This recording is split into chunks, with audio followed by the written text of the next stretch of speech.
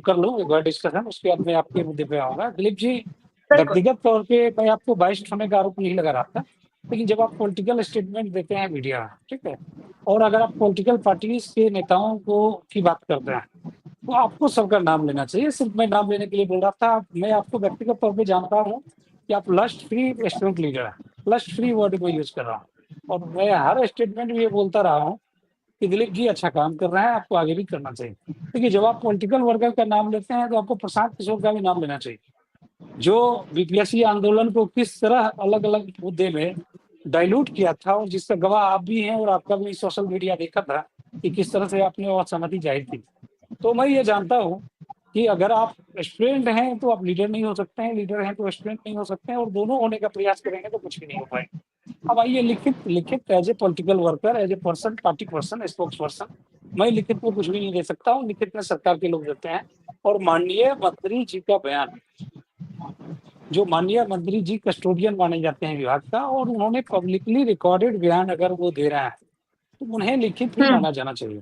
ठीक है, जी एक उनकी हाँ। अकाउंटेबिलिटी बनती है, उनकी अकाउंटेबिलिटी बनती है। वो accountability not for you students, आप लोगों के लिए सिर्फ नहीं, बल्कि जनता के लिए, सिस्टम के लिए, सब जगह के लिए वो अकाउंटेबिलिटी बनती है। अगर वो संगीन है, अगर वो चाह रहे हैं संजीदगी के साथ कि नहीं इस पे हम विचार कर रहे हैं, हम करेंगे, तो मुझे लगता है कि एक मैच्योर स्टूडेंट की तरह आपको भी इंतजार करना चाहिए, अंतिम घड़ी का इंतजार करना सर हम चाहिए। लोग इंतजार लेकिन किए हैं, हम लोग, सर, हमको लगता है कि एक एक एक से एक करके विकी जी, सनी जी एक एक करके पहले सनी जी से जवाब ले लेते हैं, लिखित फिर आपसे लेते हैं विकी जी। लिखित बयान की बात जहां तक आती है, तो न्यूज चैनल लिखित बयान के लिए नहीं होता है, न्यूज चैनल कम्युनिकेशन के लिए होता है, सब बात के लिए होता सर है। सुनिए ना, हम हम आपको बता सरकार की देते तरफ हैं। से ठीक है हम विकी लोगों जी। ने सबसे पहले ये सब धरना पर स्टार्ट करने से पहले हमने बीपीएससी में तो स्पीड पोस्ट के माध्यम से आवेदन दिया ही। उससे पहले आप पता करवा लीजिएगा सर, 1000 से ज्यादा स्पीड पोस्ट शिक्षा विभाग में हम लोगों ने दिया है। माननीय शिक्षा मंत्री जी के हाथ में हम लोगों ने आवेदन दिया है। तो उस आवेदन का जवाब नहीं आया, तब हमने जाकर के गर्दनी बाग में धरना स्टार्ट किया। वो धरना दिनों महीनों बीतते गया, लेकिन अभी तक फिर धीरे धीरे बीपीएससी को लिखित दे दिया गया। ऐसा आश्वासन माननीय मंत्री जी का आश्वासन मिलने को सुनने को मिला।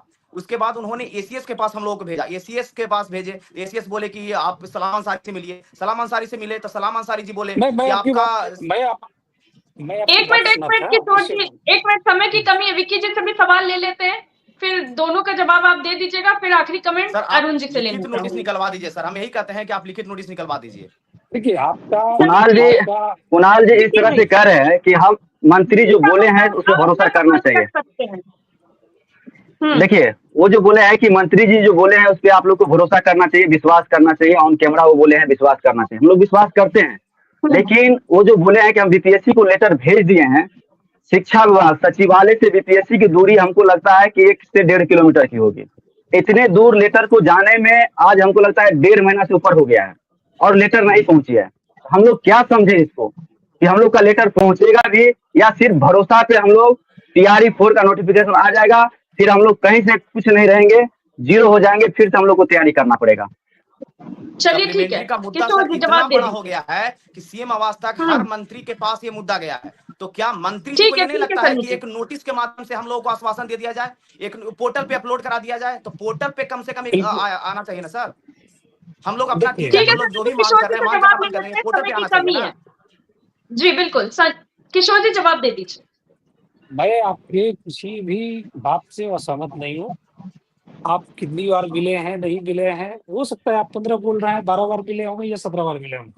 आपसे अनुरोध है, आप जैसे तमाम छात्रों से अनुरोध है कि आप 30 तारीख तक इंतजार करें, योगदान की अंतिम तिथि तक।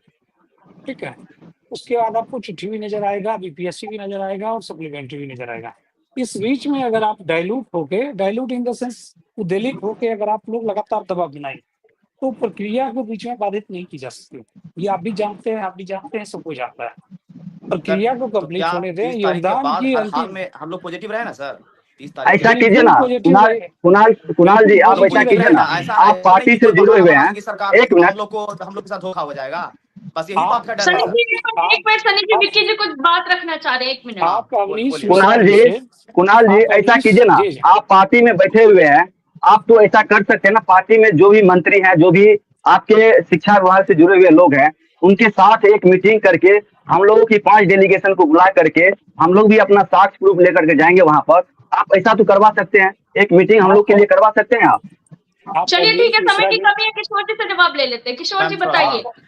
आप अवनीश मिश्रा जी से मेरा नंबर लेके पर्सनली आज कॉल कर लें, ये काम मैं जरूर करूंगा। रिजल्ट क्या आएगा बात की बात है, लेकिन ये मेरा प्रयास होगा कि आपकी बात सरकार तक सही मुद्दे पे चली जाएगी। लेकिन 30 तारीख तक आपको पैसेंस रखना होगा।